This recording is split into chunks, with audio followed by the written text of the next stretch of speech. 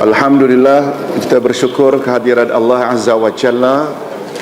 Berkat taufiknya kita dapat meneruskan lagi majlis ilmu kita dengan tafsir Al-Quranul Karim siri yang ke-294 yang akan membahas ayat 50 hingga 54 dari surat Al-Anfal. Seperti biasa, sebelum kita terjemah dan tafsirkan, marilah kita baca dulu bersama. A'udzu billahi minasyaitonir rajim. Walau tara idh yatawaffal ladzina kafaru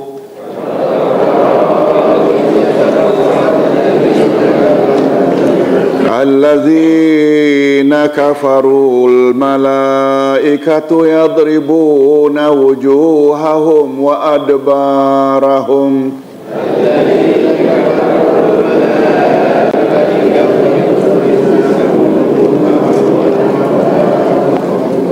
iz yatawaffal ladzina kafarul malaikah.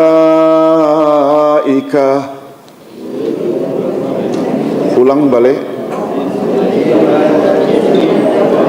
sebab Ustaz tadi salah sambung dari sudut makna, dia jadi lari. Tolong ulangi. Walau tara iz yatawaffal ladzina kafarul malaikah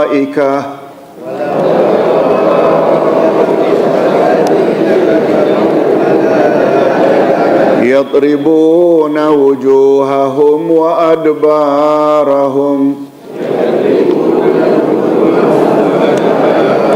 wa zuqu azabal hariq zalika bima qaddamat aydikum wa anna Allah laisa bizallamin lil abid.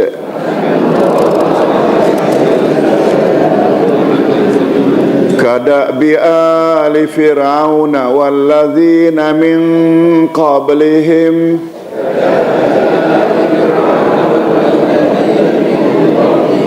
kafaru bi ayatillahi fa akhadhahumullahu bi dzunubihim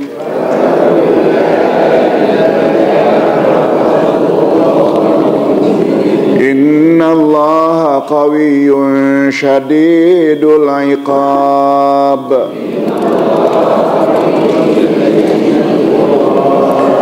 Zalika bi anna Allah lam yakum ghairan ni'matan an'amaha ala qaum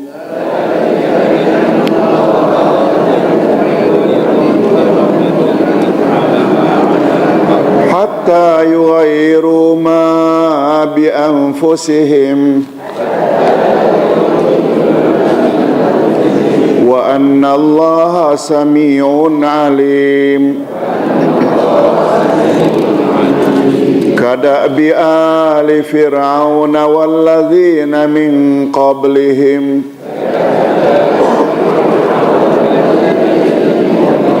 kazzabu bi ayati rabbihim fa ahlaknahum bi dzunubihim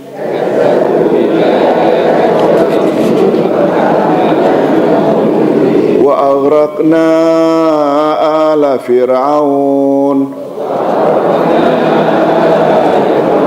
wa kullun kanu zalimin.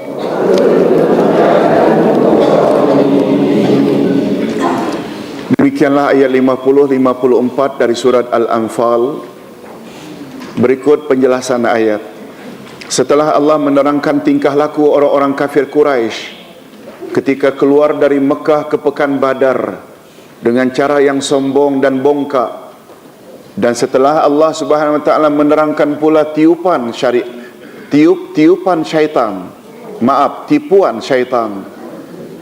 Setelah Allah menerangkan pula tipuan syaitan, tipu daya syaitan kepada pengikutnya, maka dalam ayat berikut Allah menerangkan pula hal ehwal orang-orang kafir Quraisy ketika menghadapi sakaratul maut, dan azab yang mereka terima pada saat itu. Orang kafir Quraisy, mereka keluar ke pekan Badar dengan sombong. Padahal Abu Sufyan yang memimpin kafilah dagang dah beritahu dah, Abu Jahal, tak payahlah kerahkan orang-orang Mekah untuk datang ke Badar, kami dah selamat.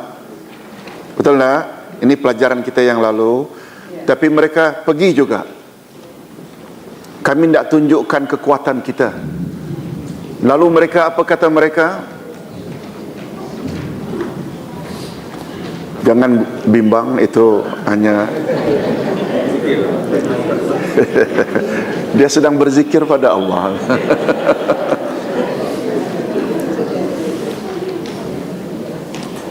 Mudah-mudahan hujan lebat, jerbu akan hilang insyaAllah. Malah mereka berazam bila sampai di pekan Badar kita tidak minum arak dan kita tidak dihibur dengan penyanyi-penyanyi, kan itu pelajaran kita 2 minggu yang lalu. Barbecue lagi. Biar orang Arab tahu kita ni orang kuat, itu maksudnya sombong. Nah, setelah menyebut tentang kesombongan kafir Quraisy, Allah Subhanahu wa taala dalam ayat berikut ini pula menyatakan betapa dahsyatnya orang-orang kafir itu ketika nyawanya dicabut oleh malaikat sebagai balasan perbuatan mereka. Walau tara iz yatawaffa alladhina kafarul malaikatu yadribuna wujuhahum wa adbarahum wa zuqu azabal hariq. Dan kalau kamu melihat ketika para malaikat mencabut jiwa orang-orang kafir seraya memukul muka dan belakang mereka dan berkata, rasakan olehmu siksa neraka yang membakar, tentu kamu akan merasa ngeri.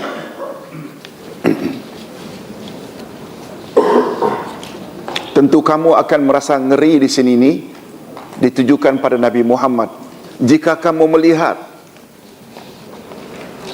dalam ayat ini Allah menerangkan bahawa andai kata Nabi Muhammad sallallahu alaihi wasallam dapat melihat dengan mata kepala sendiri keadaan orang Quraisy ketika nyawa mereka dicabut oleh malaikat sambil memukul muka dan belakang mereka, maka pastilah Nabi Muhammad sallallahu alaihi wasallam akan merasakan sangat mengerikan.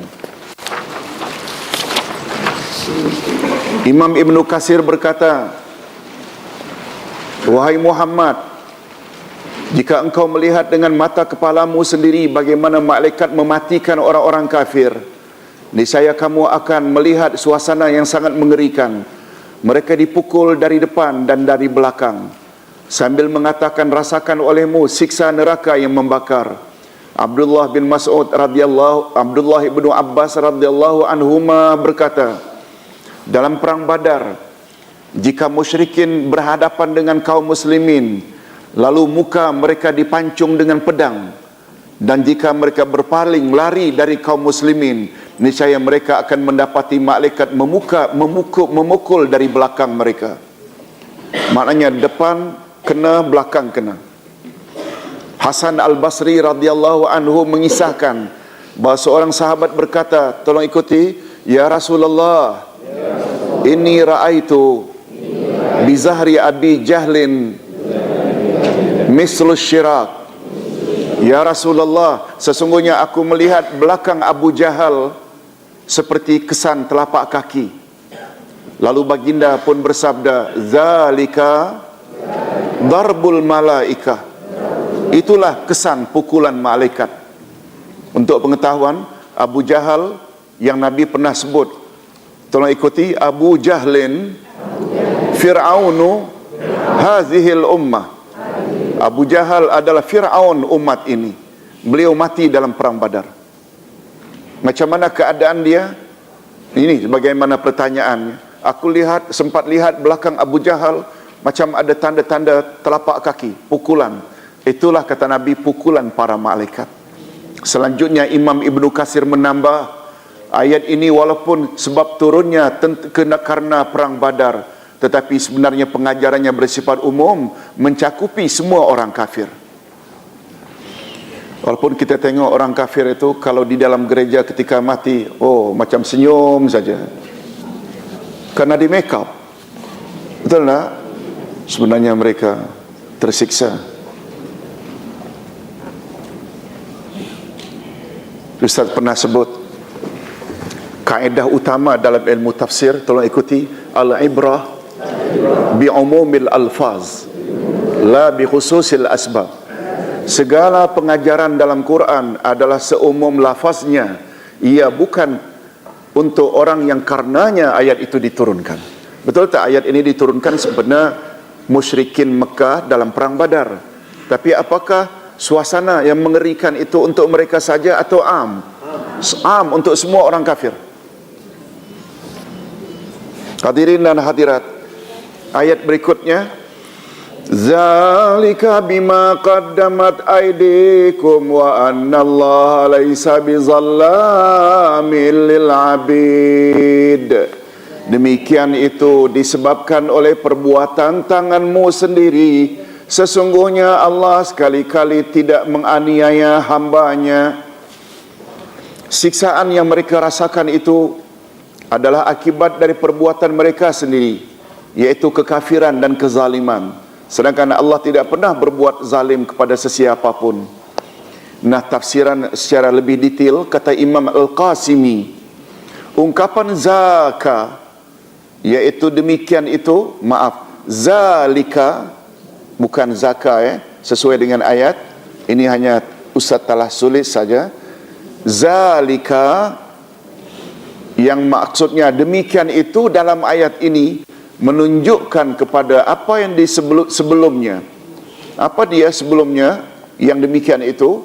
Yaitu pukulan dan siksaan.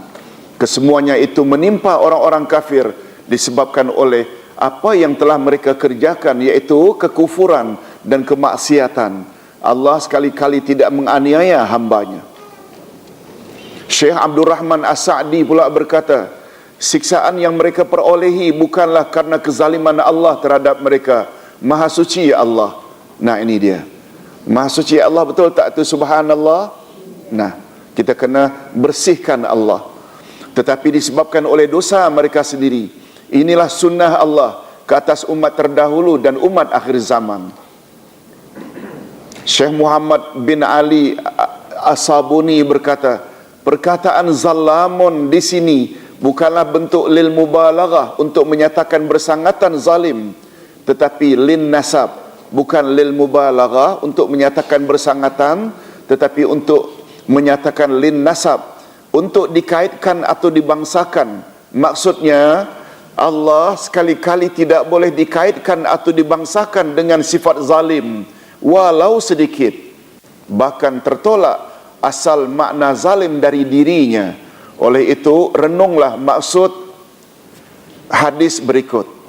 Rasulullah sallallahu alaihi wasallam bersabda, tolong ikuti, inni haramtu zulma ala nafsi wa ja'altuhu bainakum muharrama fala tazalamu ya ibadi innama hiya a'malukum uhsiha lakum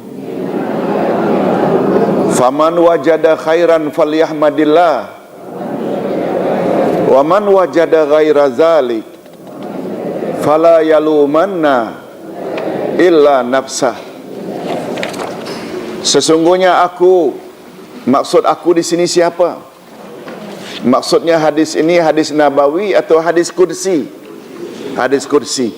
Sebab Allah yang berfirman, sesungguhnya aku telah mengharamkan kezaliman ke atas diriku, dan aku menjadikannya sesuatu yang diharamkan di antara kamu. Oleh itu janganlah mereka saling menzalimi. Wahai hamba-hambaku, sesungguhnya aku akan meliputi kamu pada hari kiamat dengan amalan-amalan kamu sendiri. Barang siapa yang memperolehi kebaikan, maka hendaklah dia memuji Allah. Tetapi barang siapa yang mendapati sebaliknya, maka janganlah sekali-kali dia mencerca kecuali kepada dirinya sendiri. Sebab dalam hal ini atau dalam hal itu, jika mereka disiksa karena Allah yang zalim atau mereka yang menzalimi diri, mereka yang menzalimi diri mereka sendiri.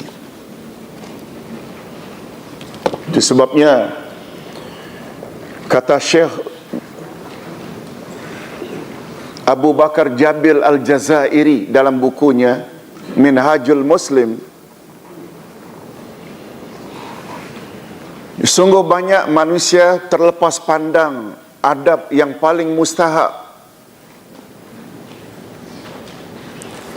Persepsi banyak manusia biasanya bila disebut adab, iaitu tingkah lakunya pada pihak lain.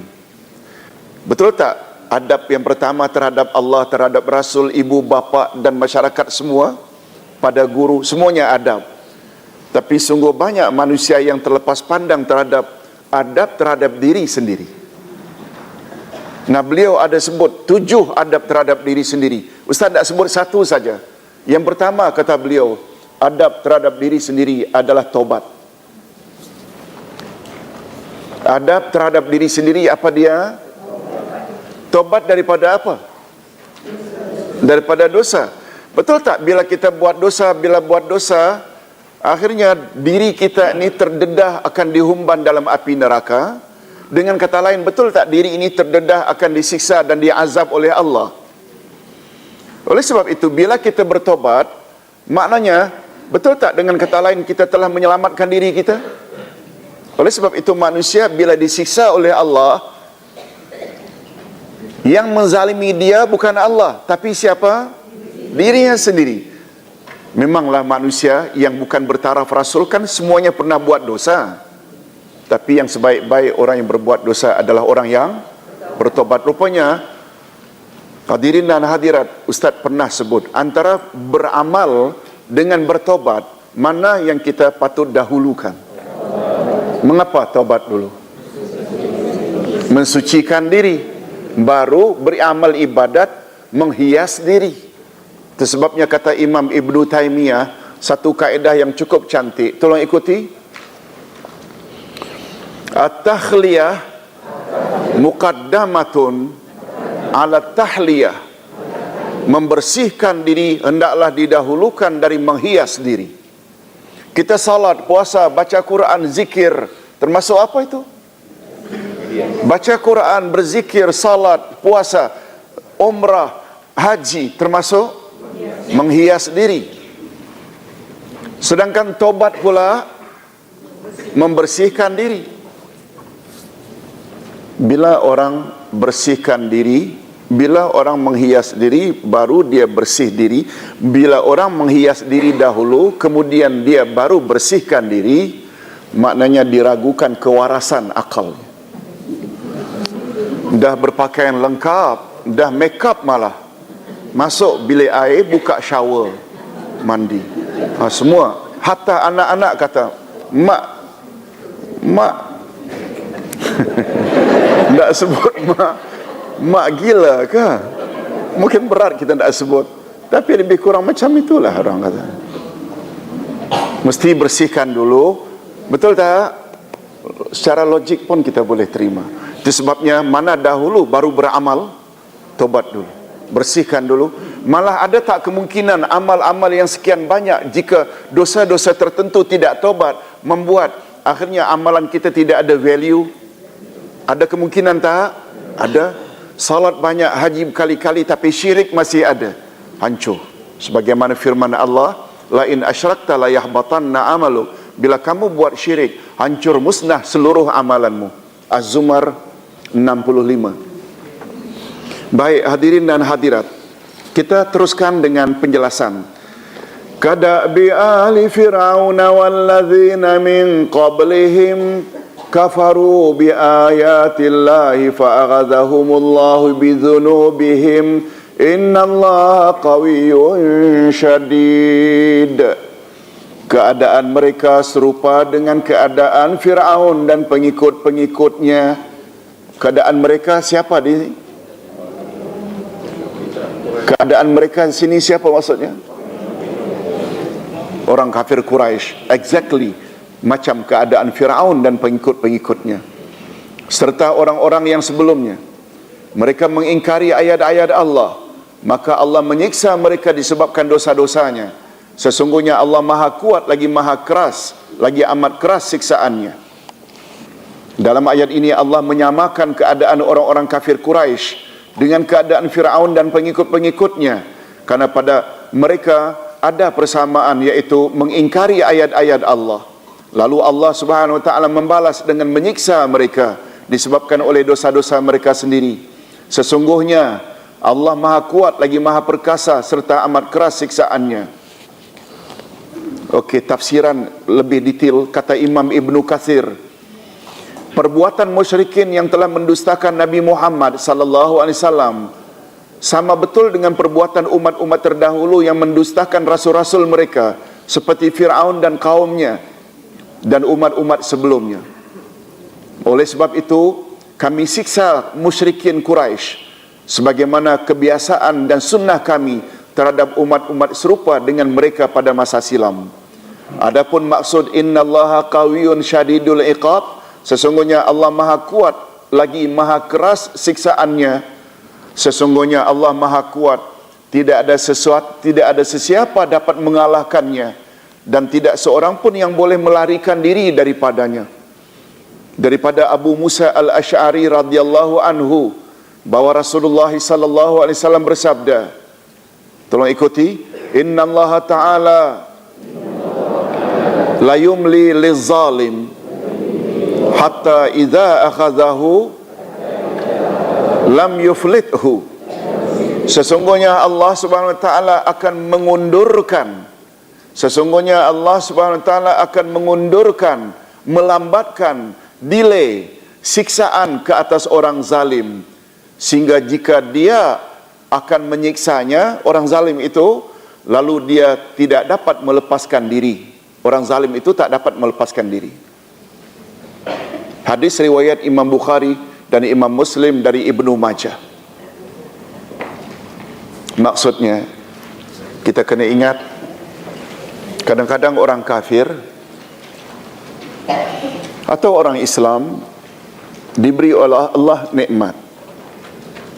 Betul tak? Lalu dengan nikmat itu dia buat maksiat. Ada tak kemungkinan Allah tambah lagi nikmat itu? Allah tidak siksa dia on the spot, tak. Lalu Allah tambah lagi. Dalam keadaan dia lupa Tuhan, banyak buat maksiat, Allah tambah lagi. Itu maksudnya. Allah delay sehingga bila dah tiba masanya, Allah siksa dia yang dia tak boleh lari lagi. Itu maksud hadis. Kita kena ingat, motif nikmat Allah beri kepada manusia ada berapa motif? 2 kurang. Tolong ikuti, nikmatul jaza, nikmatul bala, nikmatul istidraj. Nikmatul jaza, nikmat balasan. Bila dia selaku anak berbuat baik dengan ibu bapa sampai mereka meninggal dunia, menyenangkan hati karena dilayan dengan baik. Tidak mustahil anak yang menyenangkan hati mak bapa sampai mereka meninggal dunia, Allah akan beri nikmat balasan. Kelak setelah dia tua, warga emas, anak-anaknya pula akan berbuat baik macam dia dulu berbuat baik pada ibu bapanya. Satu. Yang kedua, nikmatul bala. Nikmatul bala maknanya nikmat ujian. Allah beri nikmat sekedar nak menguji dia syukur atau kufur, bukan kerana dia orang baik. Itu nikmatul bala. Dan nikmat yang Allah beri, dan Allah beri, semakin diberi semakin lupa Allah. Allah beri lagi pada kemuncak kesenangan, di saat sedang lupa Allah, Allah cabut nyawanya sebelum dia tobat. Itu namanya nikmatul istidraj. Nikmat istidraj. Istidraj diambil dari kata durj. Durj itu laci sebenarnya. iaitu step by step. Allah beri kesenangan. Imam Al-Muhayaimi berkata, sebenarnya Allah melambatkan siksaan ke atas orang-orang yang berlaku zalim adalah rahmat daripada Allah. Tetapi apabila kedegilan mereka sudah memuncak, lalu kemurkaan Allah, lalu memuncak pula kemurkaan Allah kepada mereka karena kekerasan siksaannya hanya untuk orang yang bersangatan kedegilannya, ketika itu mereka tidak lagi berhak mendapat rahmat Allah. Satu perkara yang Ustaz nak sebutkan di sini, cara Allah menyiksa umat terdahulu dengan umat akhir zaman beza. Di mana bezanya, Pak Syukri?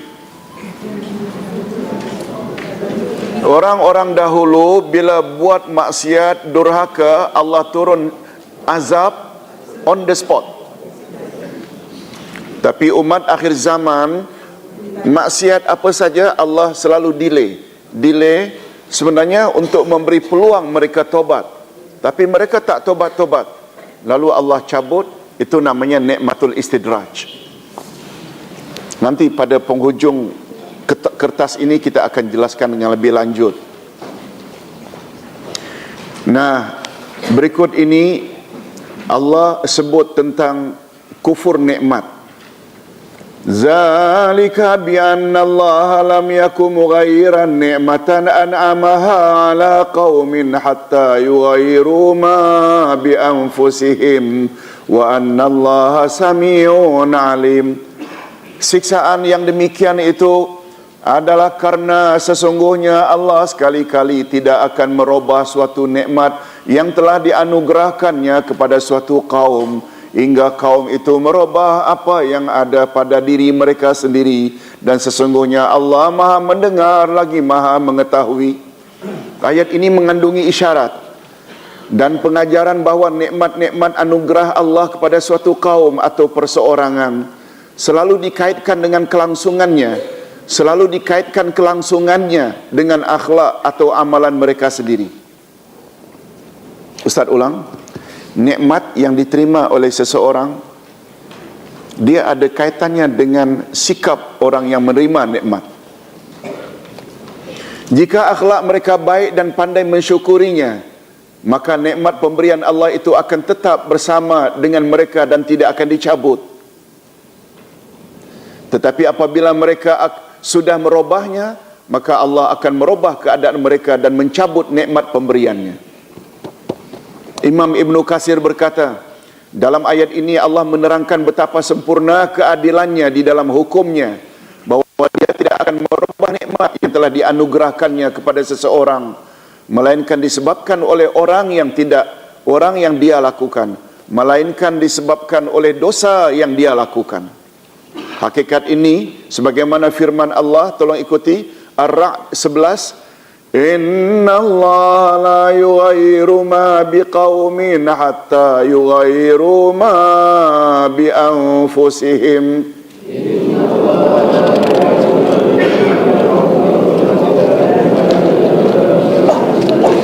Wa idza arada Allahu biqaumin su'an fala maradda lahu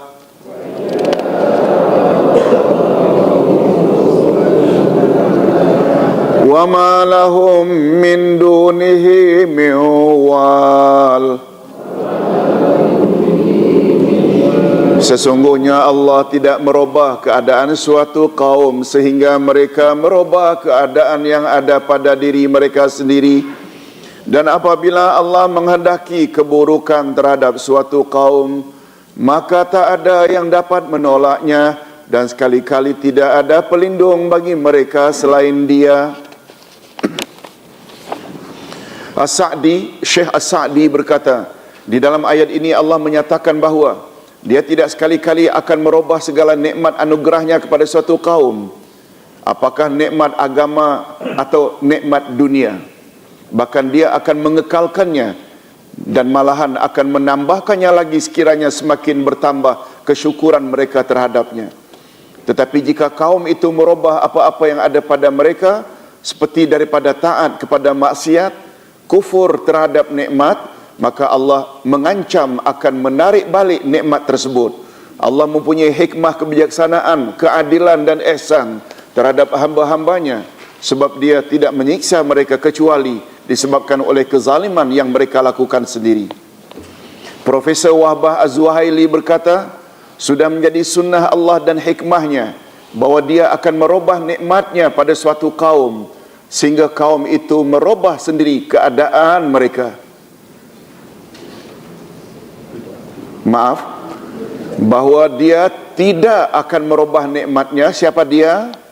Sehingga kaum itu sendiri yang merubah keadaan mereka, seperti kufur nikmat dan menolak kebenaran. Ayat-ayat ini menunjukkan dengan jelas dan nyata bahawa seseorang berhak mendapat nikmat selama akidahnya baik dan amalannya juga baik serta mempunyai akhlak yang mulia. Sedangkan kehilangan nikmat pula selalu berkaitan dengan kekufuran, kerosakan dan akhlak yang buruk, kecuali jika nikmat yang dia perolehi sebagai istidraj, yang Allah memberi nikmat tetapi bertujuan untuk membinasakannya secara berangsur-angsur. Hakikat ini dinyatakan sendiri oleh Allah dalam firman-Nya, sanastadrijuhum min haitsu la ya'lamun.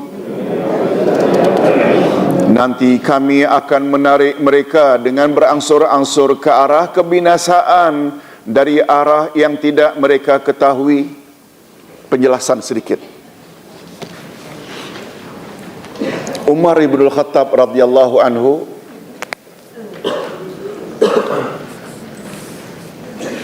sempena ayat ini, sanastadrijuhum min haitsu la ya'lamun. Ayat ini ada pada surat Al-Qalam 44 dan juga ada pada surat Al-A'raf. Kita dah bahas dulu ayat ini. Masih ingat kisah tentang Umar ibn Khattab?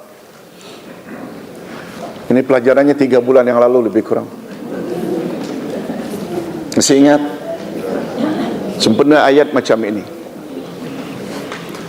Ketika Umar ditabal sebagai khalifah,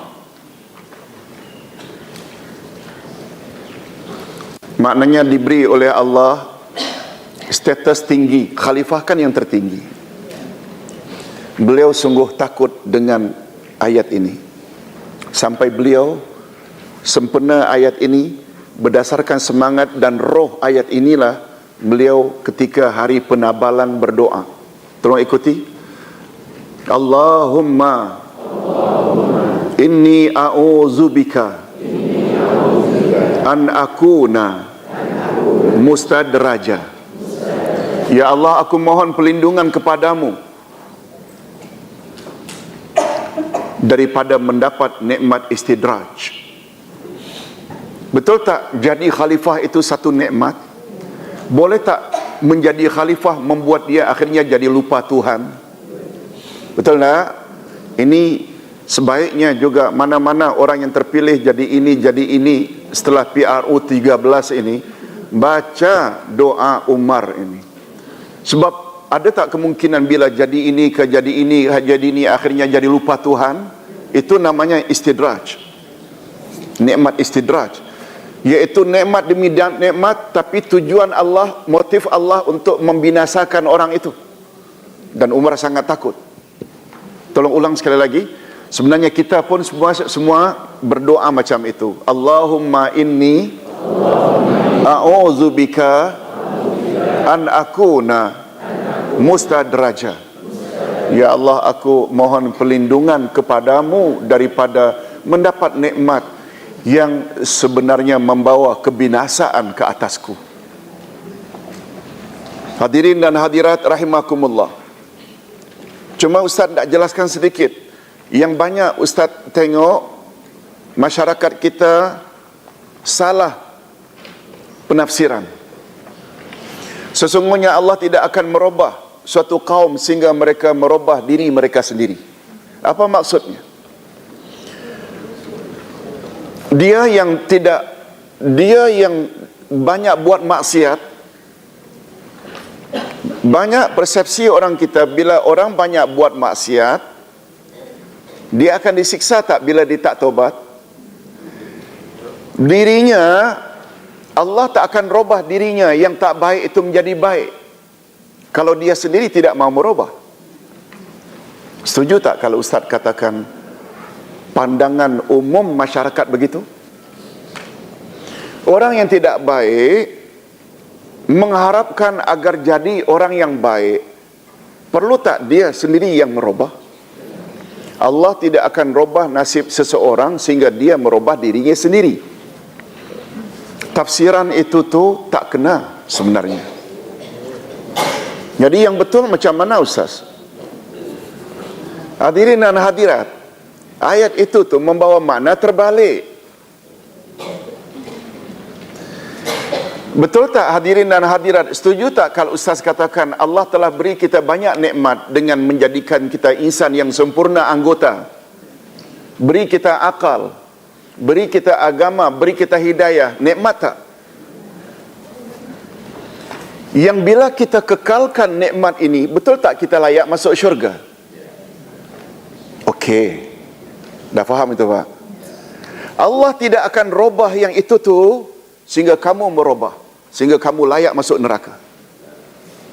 Yang sepatutnya taat jadi tak taat. Boleh faham? Kita kena ingat hadirin dan hadirat, berdasarkan hadis Nabi riwayat Imam Bukhari, betul tak kita born in Islam? Itu dia asal. Itu sebabnya orang macam Firdaus Wong ini bukan convert, tapi revert back to basic. Betul tak? Asalnya kita, setuju tak hadirin dan hadirat kalau Ustaz katakan asalnya kita adalah penghuni syurga? Asal kita syurga, Adam Hawa syurga tempatnya. Karena merubah kehendak Allah, yang sepatutnya taat Allah, jangan dekati pokok larangan, dilanggar. Akhirnya Allah rubah nasibnya, buang dari syurga. Boleh faham? Bukan dari dosa tidak jadi orang baik, bukan itu.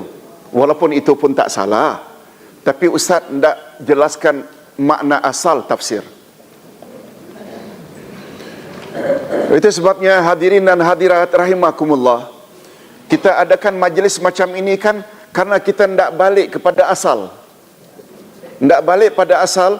Kalau menyembah Allah itu dengan cara yang macam mana? Dengan berzikir sebagaimana yang diajar oleh Allah atau Rasul, atau zikir tegak? Hadirin dan hadirat, Ustaz lupa tidak sebut. Padahal Ustaz semalam ada sebut di suatu tempat yang Ustaz belum perkenalkan di sini.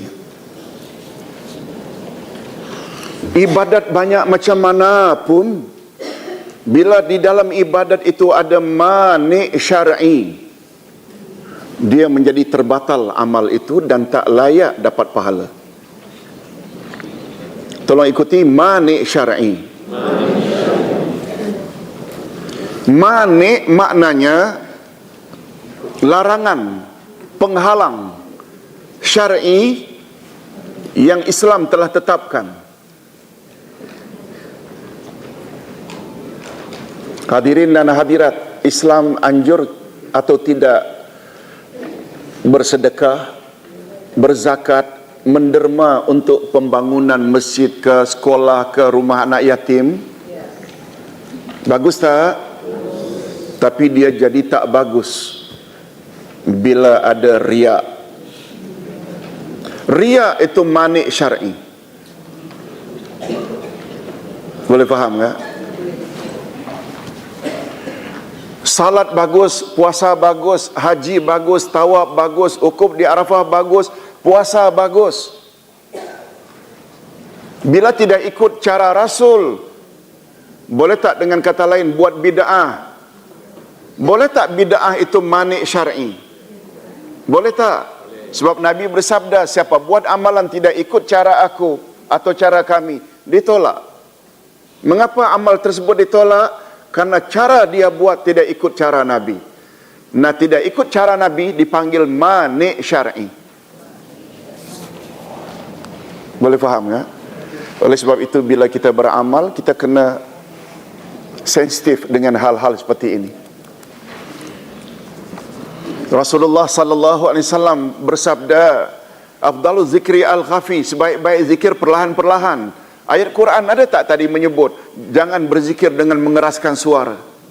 Lalu Nabi kata asal zikir perlahan, kecuali zikir yang memang disuruh supaya dikuatkan. Azan kuat tak? Talbiyah kuat, takbir hari raya kuat.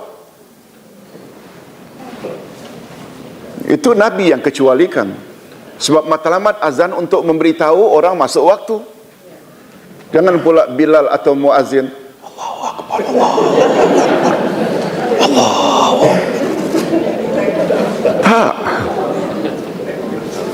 Labbaik Allahumma labbaik, labbaik la syarika lak labbaik. Allahu Akbar, Allahu Akbar, Allahu Akbar. Jangan nangis. Belum puasa lagi. Yang itu tu disuruh kuat. Selain itu semuanya hendaklah. Oleh sebab itu yang disuruh perlahan dikuatkan manik syar'i. Boleh faham tak? Pemahaman ini Ustaz yakin belum merata dalam masyarakat. Betul tak Pak? Kita tak tuduh tapi belum merata. Banyak sungguh dari kalangan masyarakat, alah asalkan dia lakukan itu dengan ikhlas, garanti diterima. Bagi kita ikhlas satu di antaranya, tapi ikut Rasul itu satu lagi syarat. Bapak-bapak dan ibu-ibu yang dihormati sekalian, sesungguhnya Allah Maha mendengar segala yang diperkatakan oleh mereka yang mendustakan para rasul, dan Allah mengetahui terhadap apa yang mereka lakukan. Kadabi ali fir'aun walladzina min qablihim kazzabu bi ayati rabbihim fa ahlaknahum bi dzunubihim wa aghraqna ala fir'aun wa kullun kanu zalimin. Keadaan mereka serupa dengan keadaan Fir'aun dan pengikut-pengikutnya serta orang-orang yang sebelumnya. Mereka mendustakan ayat-ayat Tuhannya, maka kami membinasakan mereka disebabkan dosa-dosanya, dan kami tenggelamkan Fir'aun dan pengikut-pengikutnya, dan kesemua mereka adalah orang-orang yang zalim. Allah menerangkan lagi bahawa keadaan kafir Quraisy sama betul dengan keadaan Fir'aun dan kaumnya serta orang-orang kafir sebelumnya. Selain mengingkari mukjizat yang dibawa oleh para rasul tentang keesaan Allah, kewajiban hanya menyembah Allah dan adanya hari akhirat, mereka juga sama-sama mendustakan ayat-ayat Allah dan mengingkari nikmat-nikmat pemberian Allah. Allah Subhanahu wa taala membinasakan mereka disebabkan oleh dosa-dosa yang mereka lakukan. Mereka semua adalah orang-orang yang zalim. Imam Al-Qurtubi berkata, ayat ini bukanlah pengulangan. Kan kadabi ali Fir'aun kan diulang 2 kali. Jadi ayat ini bukanlah pengulangan. Sebab ayat pertama menunjukkan lil adah fit takzib. Sunnah Allah berlaku ke atas orang-orang yang mendustakan ayat-ayat Allah. Sedangkan yang kedua pula lil adah fit taghyir. Sunnah Allah berlaku ke atas orang-orang yang merubah nikmat-nikmat Allah. Syekh As-Sabuni menambah, pengulangan ayat, tolong ikuti, li ziyadati tashni' wa tawbih ala ijramihim. Jadi faedah pengulangan itu adalah untuk menambahkan lagi penghinaan dan celaan Allah ke atas dosa orang-orang, ke atas dosa-dosa yang mereka lakukan. Maksudnya keadaan orang-orang musyrikin Mekah sama betul dengan keadaan orang-orang yang mendustakan pada masa silam. Mereka telah merubah keadaan mereka, lalu Allah pun merubah nikmatnya ke atas mereka dengan membinasakan mereka disebabkan karena dosa yang mereka lakukan. Ada di antara mereka yang diterpa hujan batu, ada yang dibinasakan dengan gempa bumi, dan ada pula dengan menenggelamkan mereka di lautan. Kesemua mereka adalah orang-orang yang zalim, yakni menzalimi diri mereka sendiri dengan kekufuran dan maksiat yang akhirnya membawa kepada siksaan.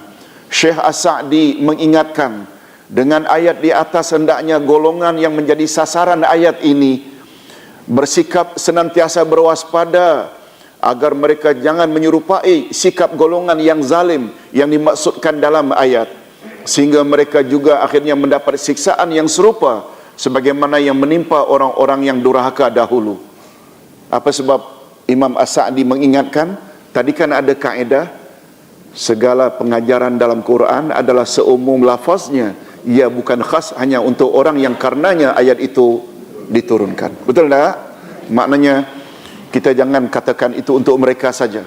Profesor Wahbah Az-Zuhaili mengulas lagi cantik. Apa kata profesor? Maksud pengulangan dalam ayat ini adalah untuk memperjelaskan lagi makna siksaan pada ayat sebelumnya, yaitu menenggelamkan Firaun dan kaumnya serta keadaan mereka menjelang kematian dan nasib mereka di dalam kubur. Ayat ini juga menjelaskan bahawa sebab-sebab siksaan ada dua. Yang pertama, tolong ikuti, al-kufru bi ayatillah, at-takzibu bi ayati rabbihim. Maaf, at-takzibu buat at-takzibi. Yang pertama, al-kufru bi ayatillah, karena kekufuran mereka terhadap ayat-ayat Allah. Itu sebab pertama mereka disiksa.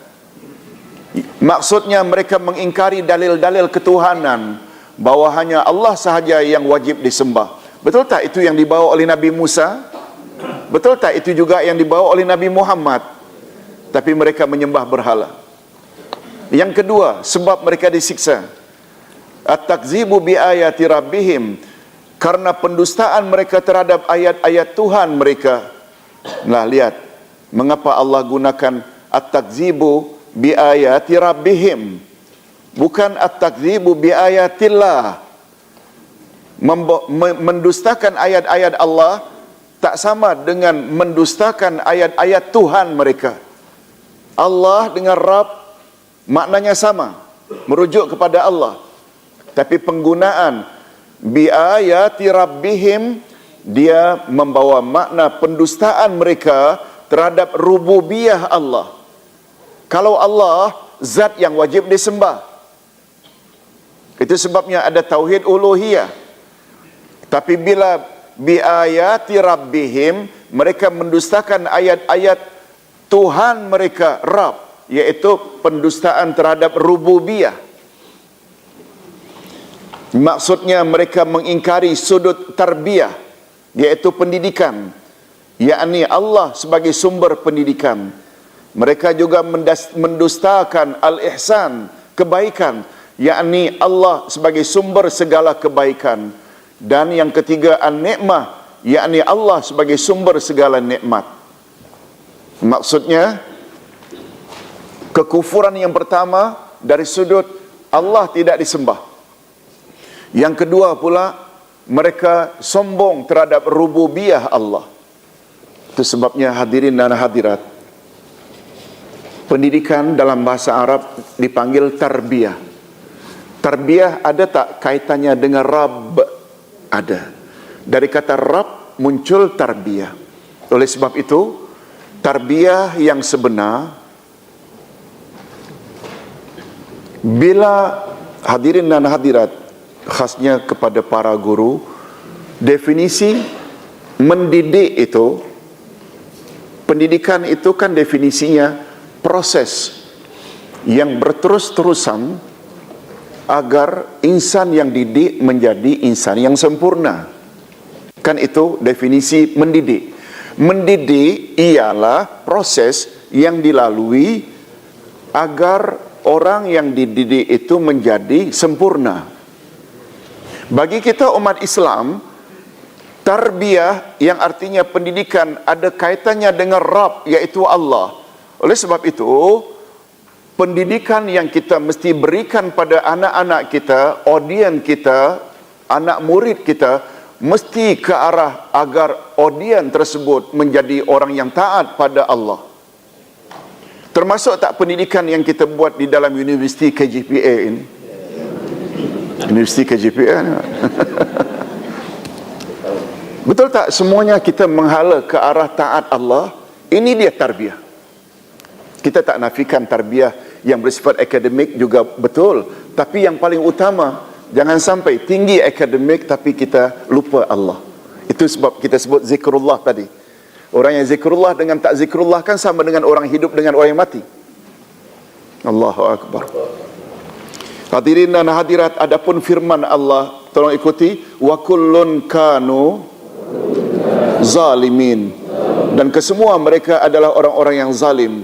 Kesemua mereka disiksa oleh Allah. Maksud kesemua mereka di sini siapa?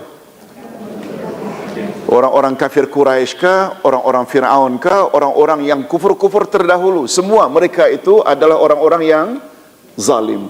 Kesemua mereka disiksa oleh Allah. Na'udzubillahi min zalik. Disebabkan oleh dosa-dosa mereka masing-masing, yakni kekufuran dan maksiat. Hanya saja perbezaannya, di sini lihat perbezaannya. Siksaan ke atas kaum Quraisy hanya terbatas kepada pembunuhan dan penarikan nikmat. Tetapi siksaan ke atas umat durhaka sebelumnya bersifat, tolong ikuti, istiqsal. Maksud istiqsal ini hingga ke akar-akarnya. Maknanya habis langsung. Dia punya apa istilahnya, cleansing etnik ke begitu, lebih kurang, betul tak? Hancur, habis-habisnya, tak ada turun-temurun lagi. Itu makna istiqsal. Makna istiqsal ni asalnya, akar sampai ke akar-akarnya. Orang Fir'aun mana ada hari ini? Hancur semuanya. Yakni kemusnahan yang bersifat menyeluruh, seperti menenggelamkan Fir'aun, pengiriman angin yang sangat kencang ke atas kaum Ad, dan suara yang sangat kuat ke atas kaum Samud. Semua mereka hancur. Hadirin dan hadirat rahimakumullah, minta maaf hari ini agak terlambat sedikit. Mudah-mudahan ada jugalah manfaatnya. Subhanakallahumma wa bihamdik, asyhadu an la ilaha illa anta, astaghfiruka wa atubu ilaik. Assalamualaikum warahmatullahi wabarakatuh.